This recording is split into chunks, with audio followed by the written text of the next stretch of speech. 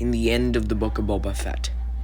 And this is mainly because Boba appeared in The Mandalorian Season 2, and because of that, I think something really tragic must have occurred, which left him no choice but to leave. Because, to me, it seems that he's gotten attached to this way of life, and he's built up a life for himself, and he doesn't have too much interest in leaving that life right now. Now, of course, things can change, and he can see some reason why he has to leave, but for right now, I can't see there being any reason why he'd want to leave.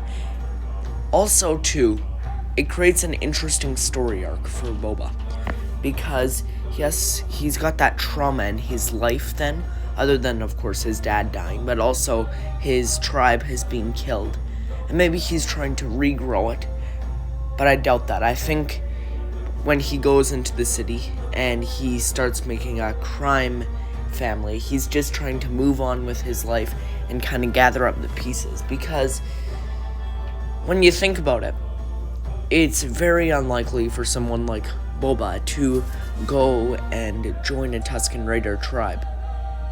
And especially since people thought he was dead, and it looks like he was really successful in the Tusken Raider tribe, it's quite impressive that he's still as successful as what he is today, especially with his crime lord family, because for a lot of people, they'd just leave and go out like that and stay that way.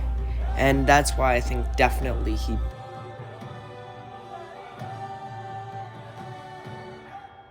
he had his tribe get killed. Also, Boba's really connected with the Tusken Raider way of life, and I think that's why he's more honor-bound in the show. Like, if you look at him, he seems to be less about violence and more about just fulfilling his duty, and I think that's something that he learned from the Tusken Raiders. But if we saw him in a time before Return of the Jedi, I think he'd be a lot more vicious. And even the scene with the Gamorreans, he refused to torture them, and I think that's something that Return of the Jedi Boba would have done without hesitation. And I think he refused to torture them because he had been tortured. He had been injured. He had been hurt. And he knew what that felt like. And he didn't want anybody to go through it. Even somebody as dumb and as big of a brute as a Gamorrean. And so I think he's just not a lot more merciful.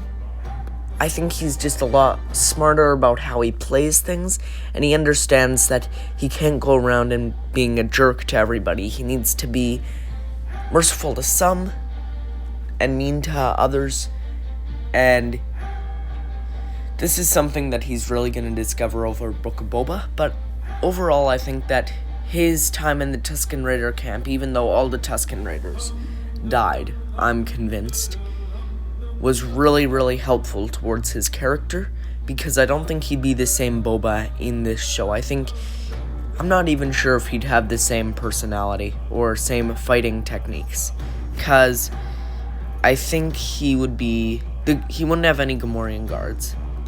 The Hutts, he'd probably already be in a fight with. The mayor would be dead. He'd just, tear up everybody. And his personality and his success is a lot better when he's a little bit more calm and collected and sees the galaxy from more of a, not peaceful, but more of a mellowed perspective. So, I definitely think that Boba's tribe died, and that's why he's acting a little bit more mellow, a little bit more forgiving, and yes, still definitely a badass, but just a little bit more forgiving and mellow.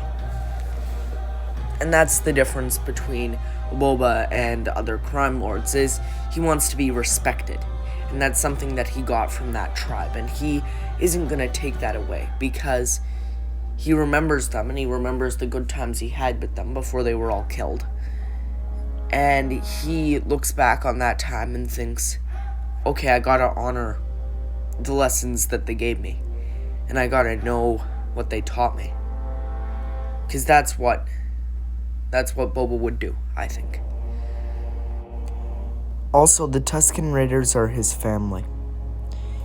He has been adopted into their tribe, and he's become one of them. And if they died, it would be quite impactful to the story, and it would kind of explain where he's been for the past 5 years, you know?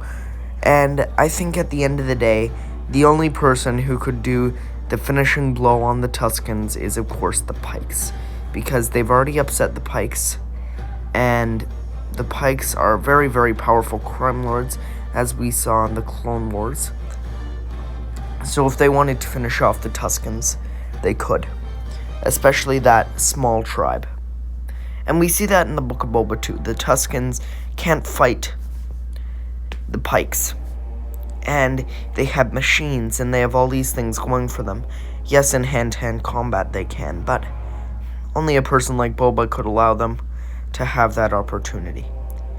So I think if the Pikes do come into play and they fight the Tusken Raiders, the Pikes are going to win.